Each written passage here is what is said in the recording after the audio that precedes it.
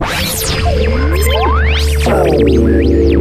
and welcome everybody to the National Trends in Disability Employment, or nTIDE, Lunch and Learn series. Just a few housekeeping items before we begin. This webinar is being recorded. We will post an archive of each webinar each month on our website at www.researchondisability.org/nTIDE. This site will also provide copies of the presentations, the speakers' bios, full transcripts, and other valuable resources. As an attendee of this webinar, you are a viewer. To ask questions of the speakers, click on the Q&A box on your webinar screen and type your questions into the box. Speakers will review these questions and provide answers during the last section of the webinar. Some questions may be answered directly in the Q&A box. If you have any questions following this recording, please contact us at disability.statistics@unh.edu or toll free at 866-538-9521 for more information. Thanks for joining us. Enjoy today's webinar. Hi, everybody. This is Andrew Houghtonville. I don't know if the screen has switched over to mine. It looks like it's stuck on Karen's. In any event, welcome to this month's nTIDE. I'm going to go ahead and get started. So the monthly nTIDE, as was mentioned, is held at noon Eastern on the day that the nTIDE report is released. It's a joint effort of UNH, Kessler Foundation, and the American University Centers on Developmental Disability. It's a part of the Research and Training Center on Employment Policy and Measurement, which is funded by the National Institute on Independent Living and Rehabilitation Research. That's NIDE. Next slide. So the layout of this webinar is like we've had in past months. John O'Neill and I will talk about the results of the nTIDE. We'll also hear from Denise Rozell from AUCD, and she will have a nice interview with Cody. Then we'll hear from Kermit Cabela. I probably said your Cal. I'll let you, Kermit, pronounce his name. From the National Skills Coalition. Again, question and answers will be at the end of the webinar. So John, why don't you go ahead and take it away? Okay, thank you, Andrew. Good day, everybody. The monthly nTIDE report is a press release with an infographic that looks at the latest employment statistics, and it uses information from the jobs report, which is released by the U.S. Bureau of Labor Statistics on the first Friday of each month. And as Andrew mentioned, it's a joint effort between the Kessler Foundation and UNH.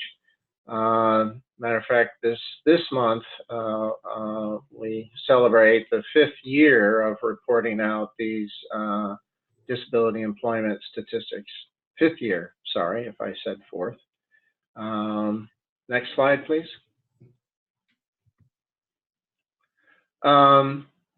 The source of the data is from the current population survey, and it's the same survey that gives us the official unemployment rate that the press makes so much of.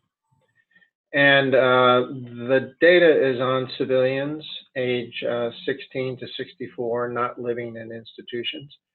And this information has been available since 2008, when the 6 disability questions were added to the CPS for the first time.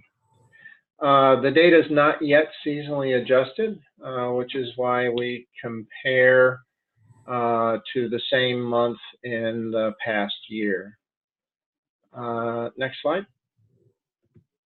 I think I'm handing it off to you, Andrew, but before I do, I want to take a little of your thunder, not too much. Sure. But this is the we marked the 24th month of consecutive improvement in the employment statistics for people with disabilities.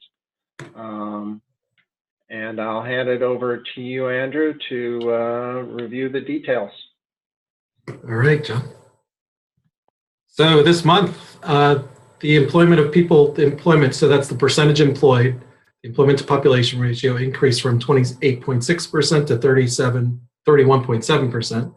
That's a 10.8% increase, or a 3.1 percentage point increase. The employment to population ratio of people without disabilities really didn't move much at all, only increasing 3 percentage points, 0.3 percentage points.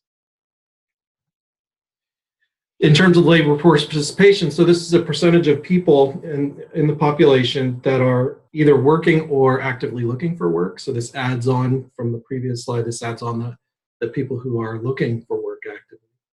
And so it increased 7.7% for people with disabilities. And that's a 2.5%, 2.5 percentage point increase. And again, we see almost no movement in the employment of people without disabilities. So this suggests some of the news you may be hearing that's good news about the economy is really good news about people without disabilities, which is an interesting thought. Although the numbers in the regular economy are month-to-month changes, so it doesn't necessarily apply. So here you see the long-term time trend, and this is what John was talking about. I don't know if people can follow the cursor, but what we really are seeing is, kind of two blocks of years. We've got the block of years from, say, 2014 to 15, and then we have 2016 to 2017, and now into, oops, I went a little too fast. So we see that block. These two blocks are, one is dominantly better than the other one. So there's a dominance, meaning it's always bigger. So we have these last 24 month stretch where we've had improvements.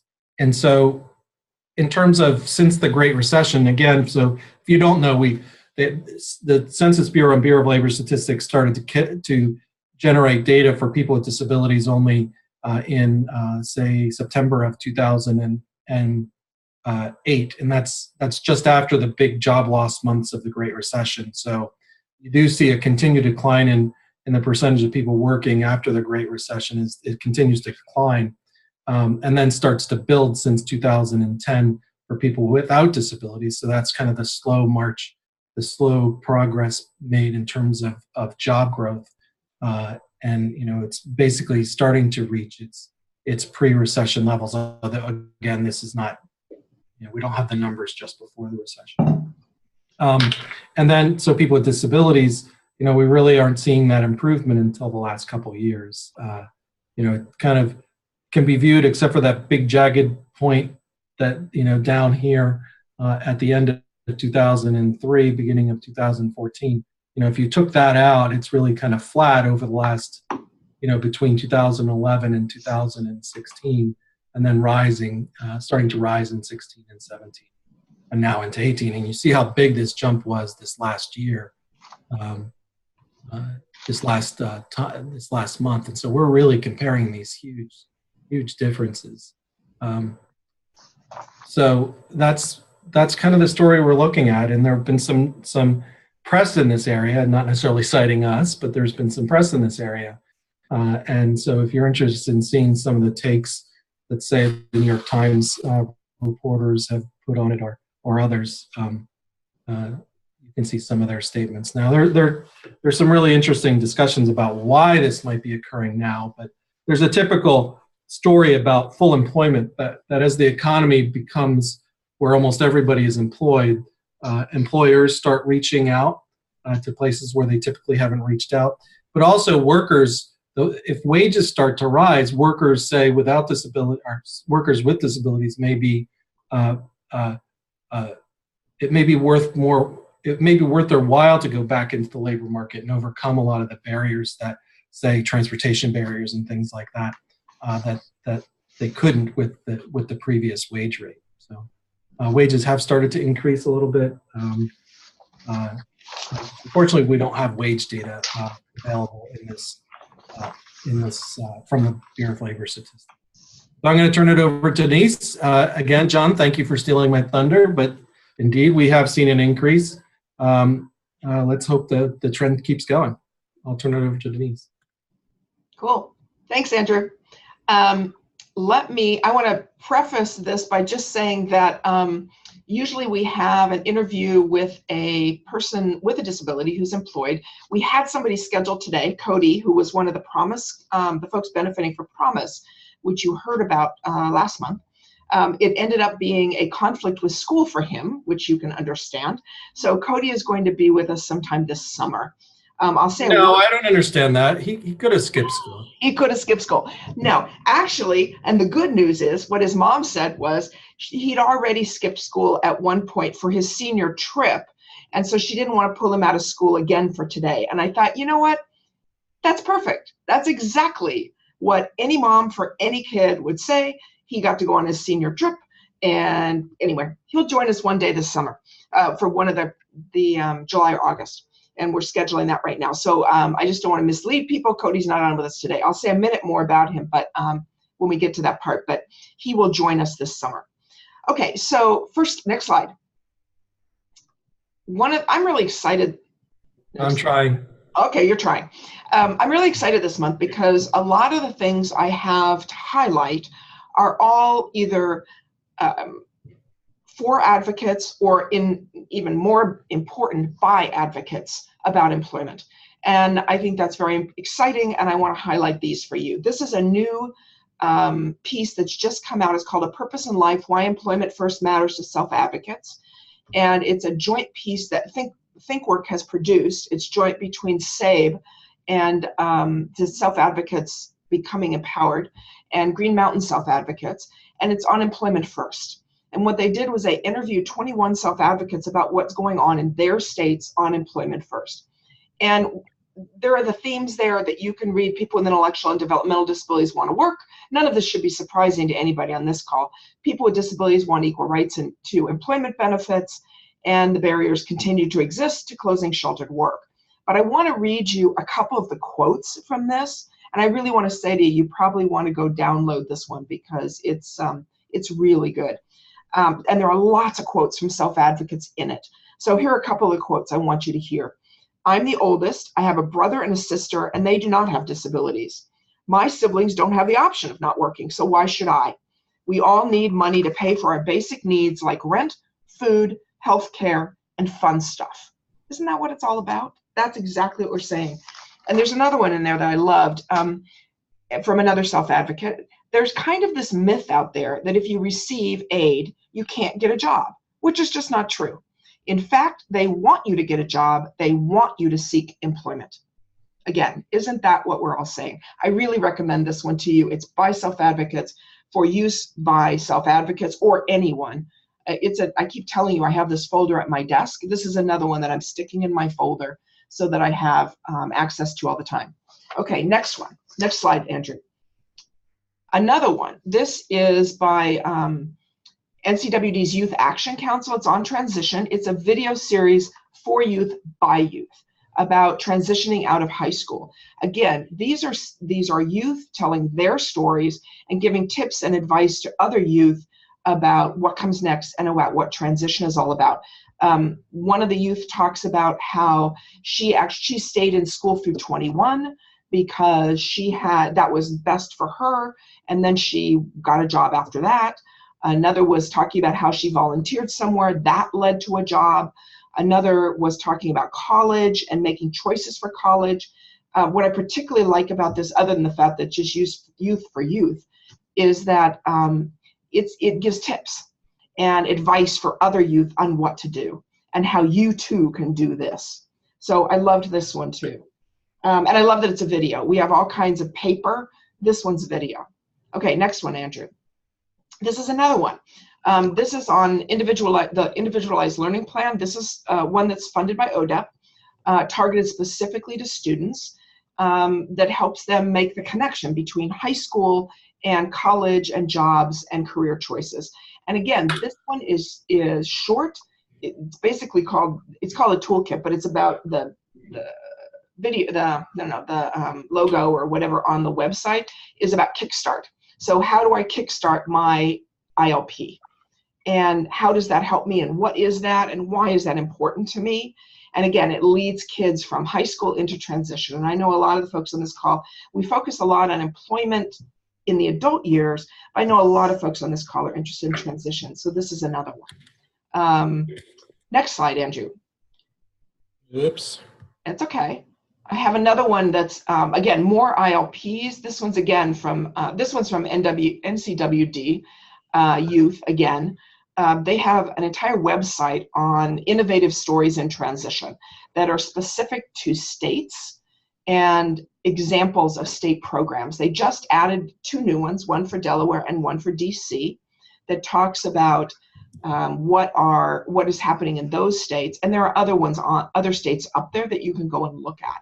I thought that was fabulous. And then this one on ILPs, this is promoting quality in ILPs. This one is kind of their update to their previous ILT guide, how-to guide. And again, it's practical advice and strategies and all of those things. This one is much longer and more detailed. I wouldn't say this one is targeted to students particularly.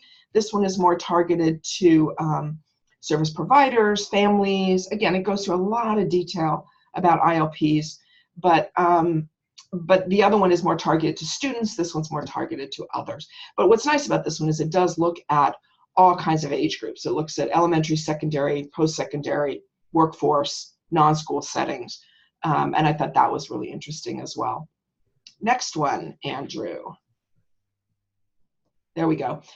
This is another one that I was really pleased to see. This one's a slideshow, and they're 30-second slideshows. This one is on moving along to employment.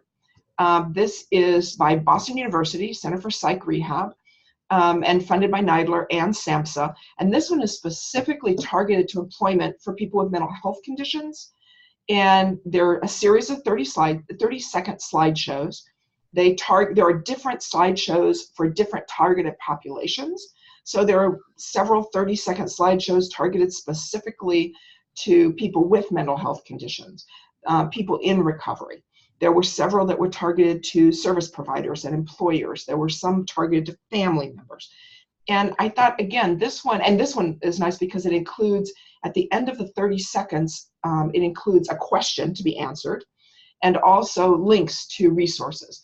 And again, as all of you on this call know, we don't have anywhere near as much as we need, I suppose, for folks with mental health conditions, psychiatric conditions. So this one was a really good one, I thought.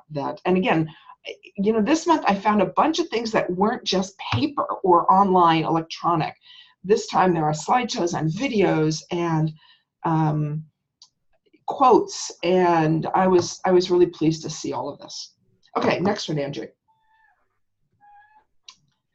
This is so this is an infographic, and in a minute we'll go to the next slide, which has the information about the infographic and who did it.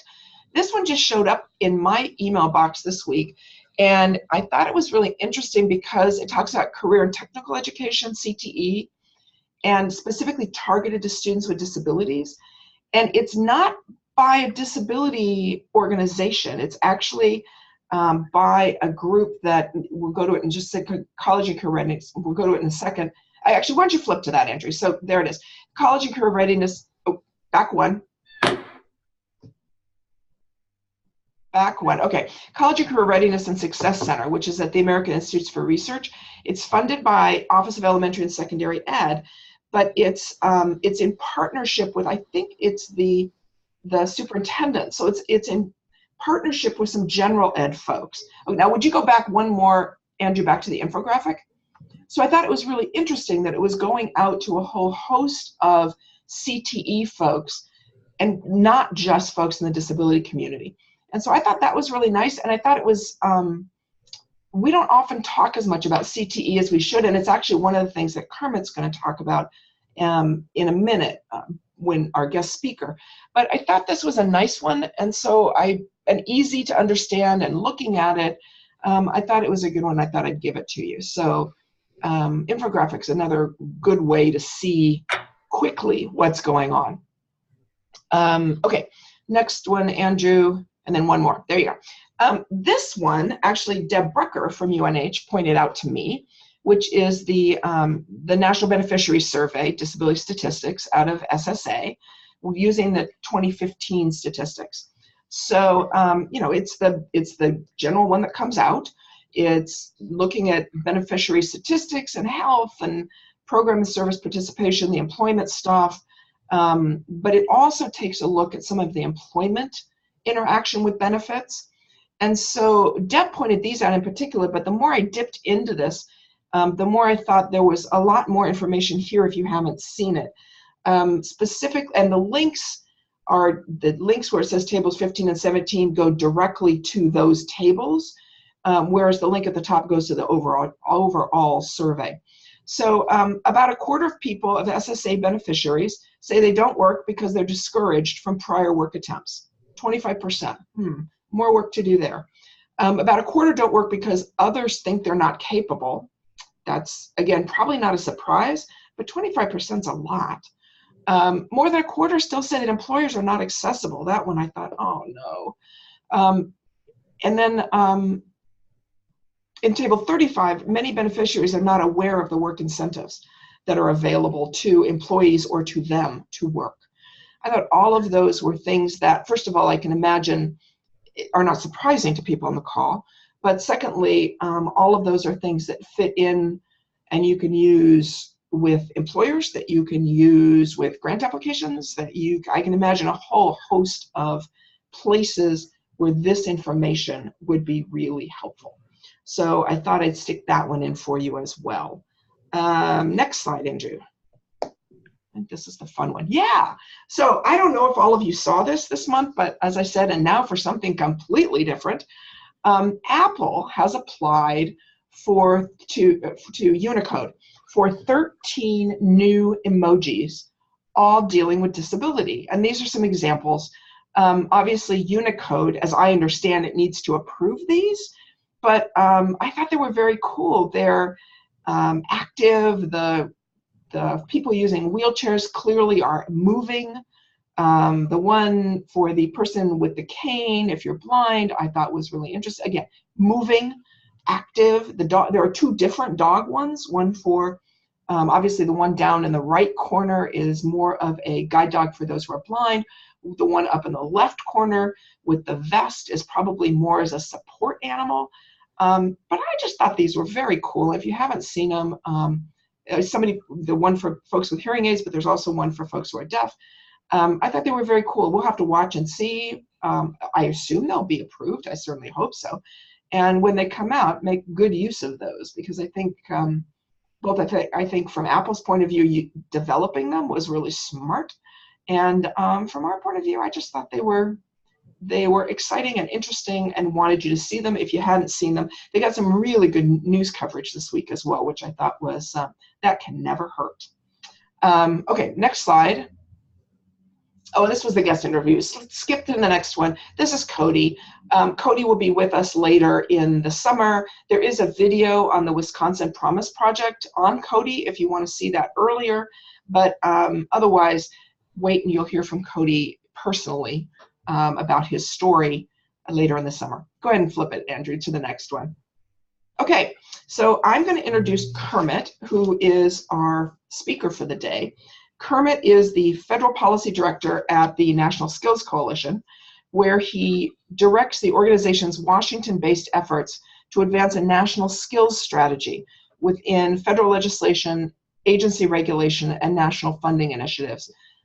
Kermit helps state and local leaders in federal policy advocacy, both within Washington and in their home districts, and works with the National Skills Coalition field staff and partner organizations to improve state and local implementation of federal programs.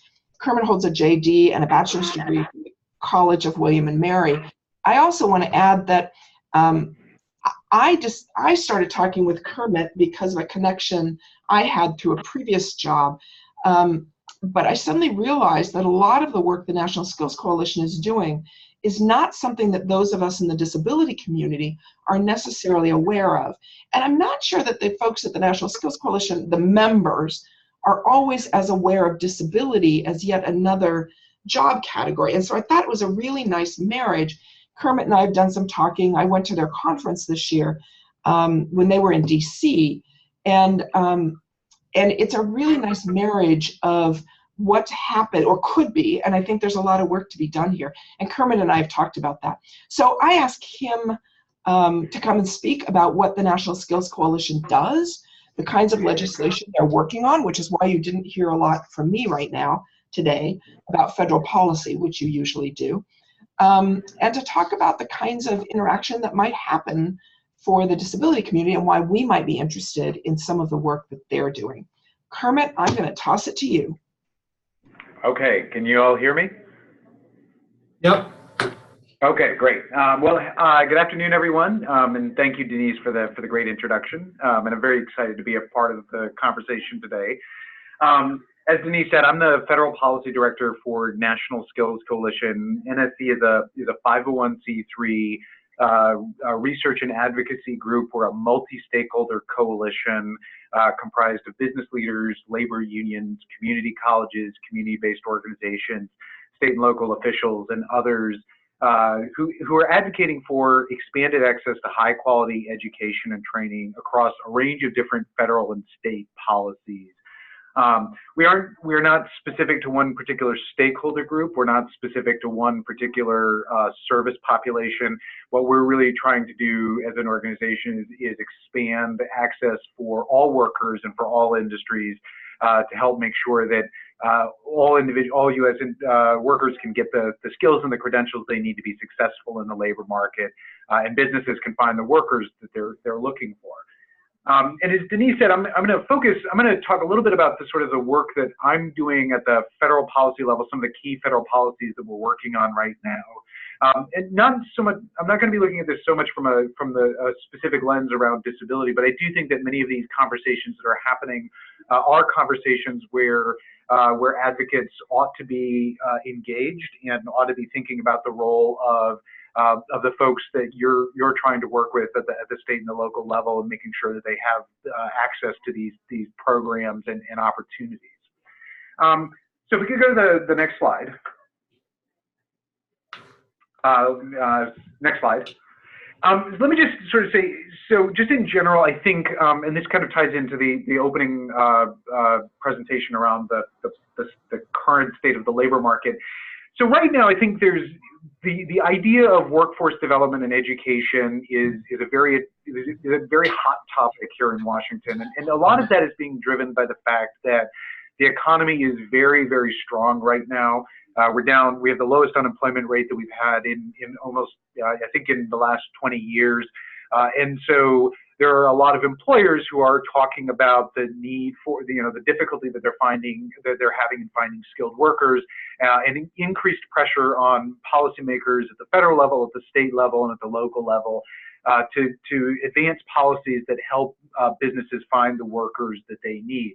And as was noted in the earlier part of the presentation, I think there is a growing awareness on the part of many business leaders that with essentially a full employment economy, that they need to be thinking about strategies and models that help them reach into worker populations that they have not necessarily had to pay attention to in the past.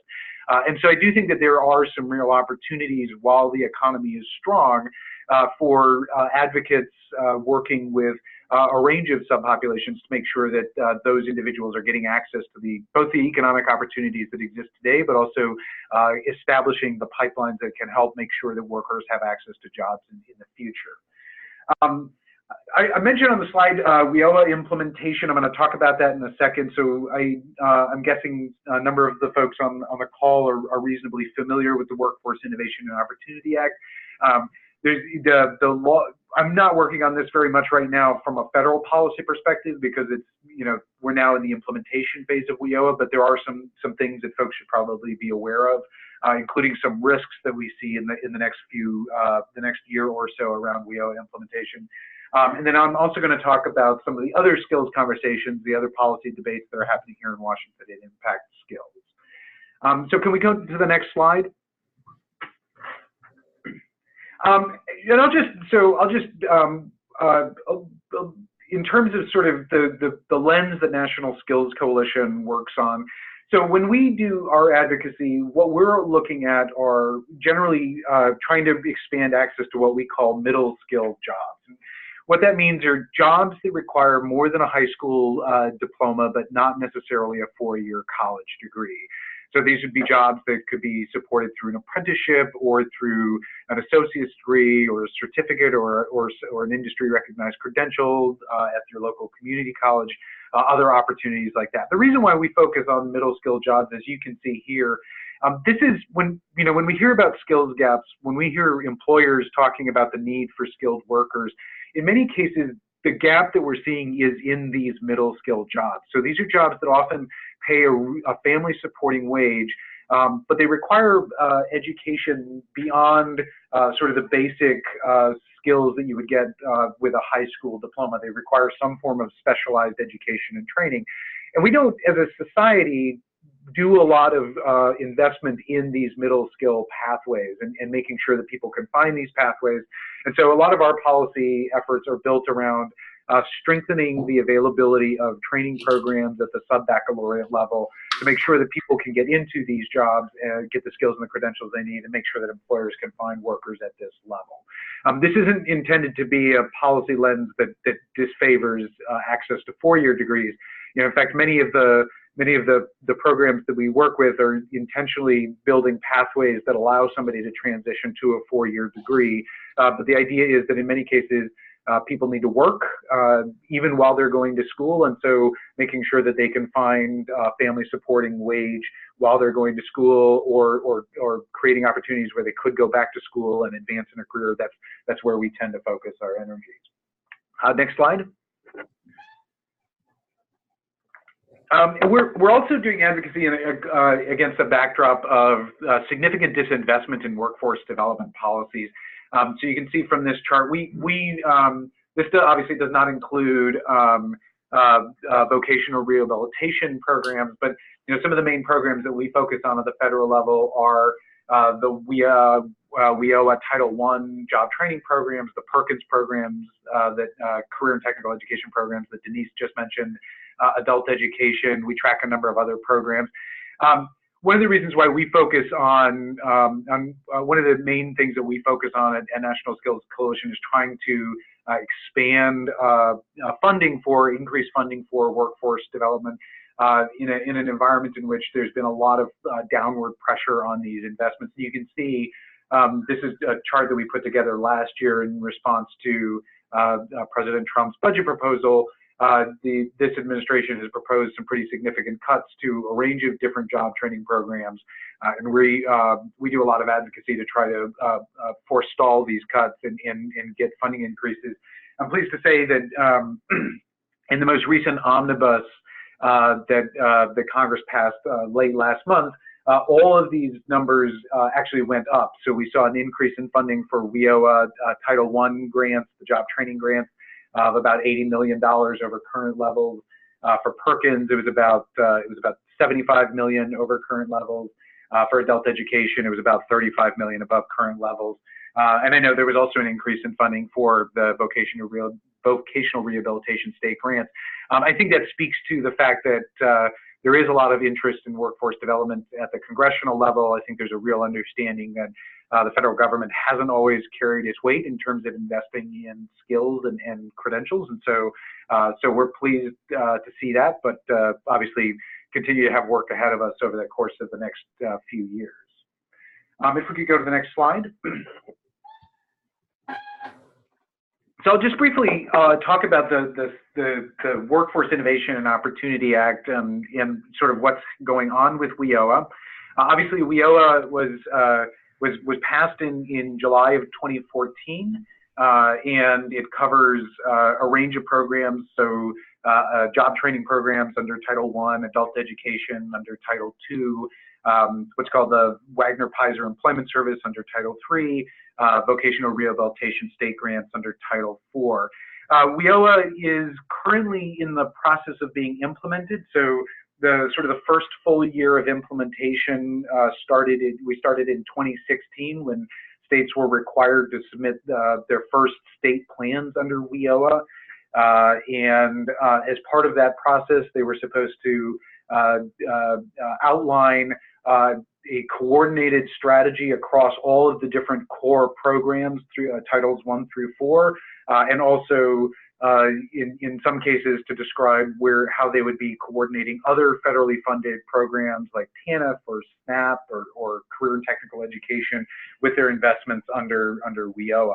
So states have been in the process of implementing WIOA over the course of the last 2 years under these state plans that they submitted in 2016. Under the law, all of the states were required to submit plan modifications earlier this year. So these were 2-year plan modifications that were due to the Department of Labor on March 15th. As far as we know, all states have submitted their updated state plans. One of the things, we have not had a chance to go through and review all of those plans. One of the things that we're looking at as states are continuing the implementation of this process is how well they are thinking about integrating the different programs that are authorized under WIOA. One of the key complaints about the predecessor law, the Workforce Investment Act, was that it authorized programs but didn't really do a whole lot to coordinate services. So, for example, we often heard about individuals who, with disabilities, who would show up at the American Job Centers or the one-stop centers and wouldn't necessarily get services under other programs because they would often be automatically referred to the vocational rehabilitation system. So one of the things that we're watching, and we're gonna start to do a review of the state plans in a couple of months. But one of the things that we're watching is whether or not states are taking advantage of the opportunity under WIOA to think more comprehensively about the broad range of individuals with barriers to employment that are supposed to be receiving services under the coordinated system. One thing that's kind of important to know about WIOA implementation right now is this is the first year, this program year that's going to start in July, is going to be the first year that states are going to need to be negotiating performance metrics under the common performance measures that were established under WIOA. So for those of you who aren't familiar, under WIOA, all of the core programs, the adult job training programs, the adult education, vocational rehabilitation, and the employment services, are all subject to a set of common performance metrics around employment, earnings, credential attainment, skills gains, and employer satisfaction. States have not been negotiating performance outside of the Title I program because in many cases these are new performance measures for the core program. So adult education and vocational rehabilitation, these are new performance measures that haven't been used in the system before. And so over the last 2 years, states have been collecting information on these performance metrics for these programs in order to establish a performance baseline for those programs. Starting this year, program year 18, states are required to start negotiating expected performance rates for adult education, the employment services, and vocational rehabilitation under these new performance metrics. And the theory here is that because you have these common performance metrics, it will be easier for the various core programs that are established under WIOA to work together since they don't have competing performance metrics. I think the jury is still out on how well this is going to work.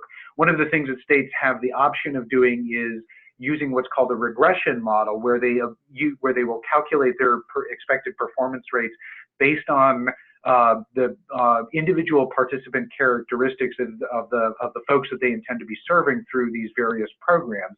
And what that means is that they would hopefully be negotiating performance on the basis of what is a realistic set of expectations for the populations that they're serving through each of these programs. I think that, again, this is the first time that states will be negotiating these performance rates, and so it's unclear how this is going to work out. But this is definitely something that we're going to be watching over the next 6 to 9 months as states go through this process. The last thing I'll mention on WIOA is, overall, Congress was relatively supportive in the funding process in the fiscal year 2018 omnibus bill that just got passed. we saw modest increases in funding for a range of different workforce development programs, including vocational rehabilitation. However, as folks may know, the administration has not been a big fan of the broader workforce development system under WIOA. They proposed pretty dramatic cuts to job training and career and technical education, adult education, and a range of other services. While Congress didn't accept those proposed cuts, we do believe that the administration is going to continue to push for consolidation and funding cuts across a range of different programs. They certainly proposed a number of cuts in the FY19 budget proposal. So we're going to continue to work with our national partners to make sure that Congress gets the message that they need to continue to invest in this broad range of programs to make sure that workers and job seekers can get the skills that they need. Okay, if we can go to the next slide. So I want to close with just kind of a quick overview of three big policy debates that are happening in Washington right now, beyond workforce WIOA, and sort of the role that skills play in those conversations. So one big conversation that's happening here in Washington is about the future of post-secondary education and the federal role in post-secondary education. And there's a growing interest here in DC around rethinking how post-secondary education responds to the needs of employers. I think there's a growing perception that the traditional higher education has not been particularly responsive to the needs of the business community, and an interest in trying to make sure that federal policy makes programs better aligned with the needs of employers as they're hiring. There's also, I think, a growing awareness that many students, that a majority of today's post-secondary students are non-traditional in some way. In some cases, that means that they're financially independent or they're older working adults. In some cases, it's students who have disabilities. We have a number of students today who are parents or are otherwise classified as non-traditional in some way. There's a recognition, I think, on Capitol Hill at least, that colleges need to be better connected to the various needs of students who are of the diverse student population that they're seeing these days. And I think there's an interest on the part of policymakers in trying to figure out how they can address that. But I think there's not yet clarity on how they're going to try to move that forward. So I mentioned here some of the key issues that policymakers are looking at. There's a significant interest here in Washington around the idea of expanding financial aid programs to better align with occupational programs and career pathways, recognizing that not everybody goes to pursues post-secondary education right out of high school, and not everybody is going to pursue post-secondary education in a single go, that they may end up going to college at various phases of their life or their careers. There's a growing interest in accountability. So post-secondary education as a general rule, particularly higher education programs, they don't have, we don't really collect a lot of data on program level outcomes for students. And so there's an interest, I think, from policymakers in whether or not we are collecting sufficient data on employment earnings outcomes for college students, and identifying areas where colleges, both 2-year and 4-year institutions, could be doing a better job of serving a broad range of students. And then there's also this question of student support. So recognizing that attendance at post-secondary institutions is not just about tuition assistance, that there are, in many cases, a lot of supports that students need, whether that's career counseling or assistive technology or access to services like childcare and transportation. I think there's a real interest in Washington in trying to figure out how to better support students with those non-tuition aid models. Although, again, I think there's not yet consensus on how they would move that forward, because as we know, those things cost money, and Congress is always kind of in a tough place when it comes to spending money. So there's two pieces of legislation that impact post-secondary education: the Perkins Career and Technical Education Act, which Denise mentioned. There is a bill that passed the House unanimously, a reauthorization bill that passed the House unanimously last year in May of 2017. It's being held up in the Senate for political reasons, but there is at least some possibility that that will go through. And this is a bill that would provide $1.2 billion in funding for career and technical education at the secondary and post-secondary level.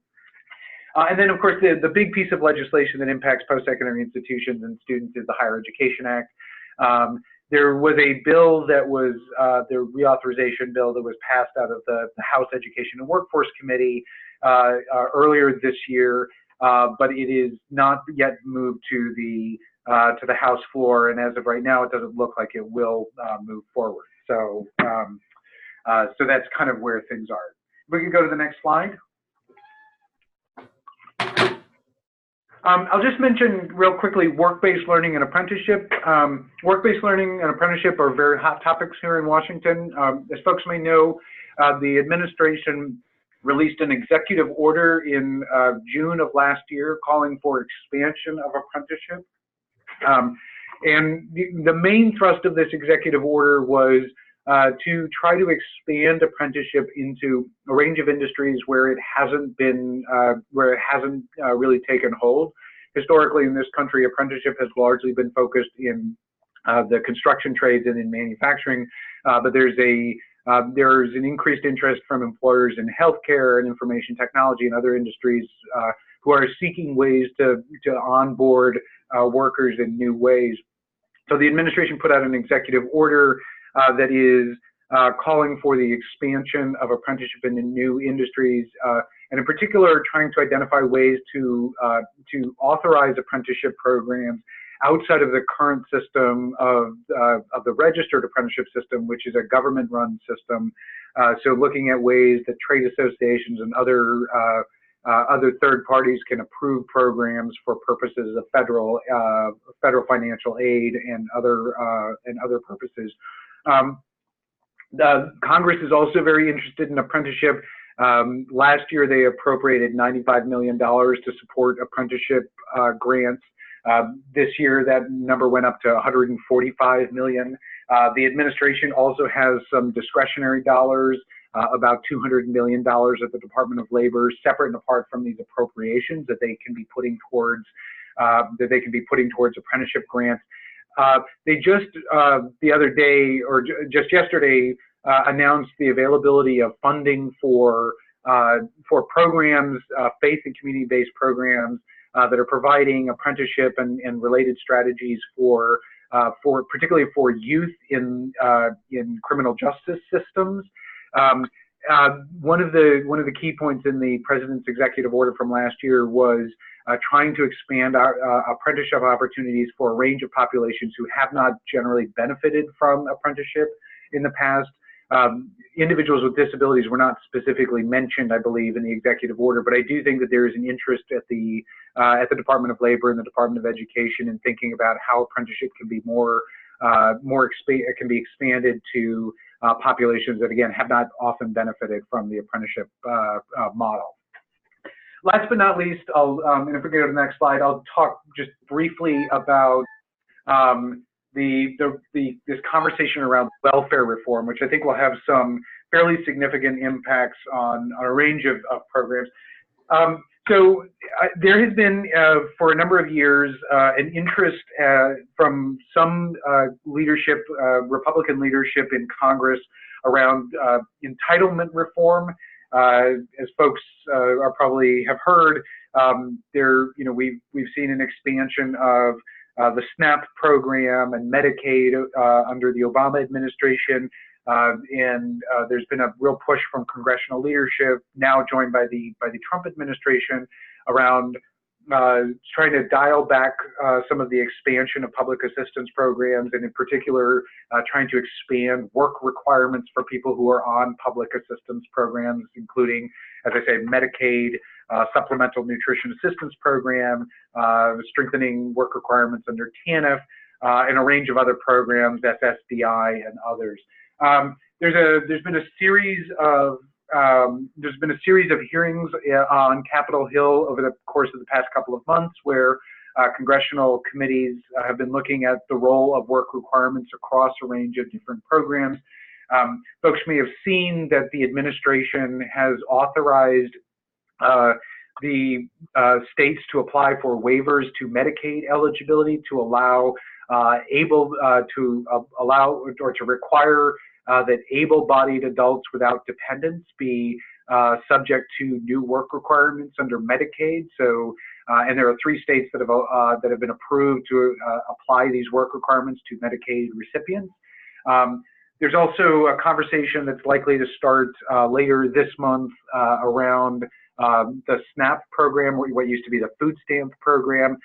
There's an interest in expanding work requirements for non-disabled adults without dependents to require greater work participation for individuals who are benefiting from or who are receiving SNAP benefits. Overall, I think in most of the conversations here in Washington, the idea is that individuals who have disabilities would be exempt from these work requirements. Although obviously one of the conversations is, what does that actually mean? What does how will that exemption actually work at the state level? I think the other issue is certainly if these work requirements do take effect in a number of these programs, that will mean that there will be a lot of folks who are not currently subject to work requirements who will need access to education and training services in order to be able to move into the labor market. And that will likely put a lot of pressure on existing systems to be able to provide the right level of services. So I mentioned that it's a conversation that I think is likely to continue to be ongoing over the course of the next year or so, pending the outcome of the November election. But for sure, something that both the administration and congressional leadership have been looking at pretty closely. So I know I've probably gone well over time, so I want to stop there, but I'm happy to answer any questions that folks might have. No, I think you're right on time. I think that went really well. For people to ask questions, so there are several ways to ask questions. You can ask questions via the Q&A button that's either on your bottom of your screen or to the right of your screen. You can also email us, and we have a survey. Kermit, usually I'll start off with the first question and give people time to kind of formulate their questions. The economic report of the president came out in February, and from the Council of Economic Advisors, and the 3rd chapter really looked at labor force participation, and in particular, towards the end, it focused on job mobility, both of jobs to come to places and people to be mobile outside.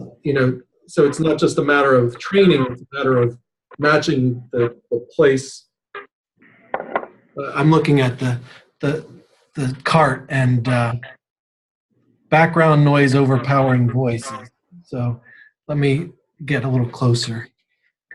Well, that's a good thing to know about CART telling me that I'm not talking loud enough. So can you talk a little bit about kind of the views that you have, or anything you might want to say about job mobility of people in terms of moving around the country or within a state? Sure. So this is an issue that comes up a lot. Certainly, it came up during the course of the Great Recession. This question of, and I think there's really sort of 2 issues, right? One is about the availability of transportation within communities. So there used to be, I guess there still are some programs that are available to communities to help provide transportation assistance to individuals who needed to get from their homes to their jobs within communities. So through the Department of Transportation and other agencies. I don't know that there's been a lot of discussion about updating those programs here in Washington recently. The other issue, getting at sort of mobility, is this sort of question about helping people who are in one part of the country where there aren't many job opportunities, helping them get to other parts of the country. There is a program called the Trade Adjustment Assistance Program that is administered by the Department of Labor that does provide some relocation allowances for workers who are trying to move from one geographic area to another. But it's a fairly limited program. It's only available for individuals who've lost their jobs as a result of foreign competition, and it's not a tremendous amount of money. It's I think it's capped at $1,500 or $1,800. So certainly, if someone's that is not enough to really address living expenses. But I do think that there is an understanding on Capitol Hill that that the economic recovery that we've seen, while nationally there is relatively low unemployment, and in some parts of the country you have as close to zero unemployment as you can get, and there are other places where you have relatively high unemployment. I have not seen a whole lot of interest or momentum on Capitol Hill for trying to address that issue in terms of helping people move from one community to another. And and I will say, as much as the administration has talked about infrastructure and that would probably be the vehicle by which you could try to increase funding for mobility, there has not. I have to say that that infrastructure conversation does not seem to be moving very fast right now. I think that Congress passed a law back in 2015, which was their most recent surface transportation bill. I think many congressional leaders feel like they've acted on surface transportation issues recently, and they don't feel any particular need to put more money into transportation right now. So I think it's probably not an area that's going to see much activity over the course of the next couple of years, but definitely something that advocates should be paying attention to and fighting. Yeah. So one issue that I'm hearing an echo of myself, but one issue that the administration is going to have to hopefully deal with is economic growth. I mean, their tax policy is really dependent on a pretty strong economy and pretty strong growth. And usually that comes through immigration and population, increases in population. So reducing the transaction cost of moving could help that. But that remains to be seen. So there is a question from the audience, and I'll read it straight up. So, how is the new money for federal programs earmarked to be spent?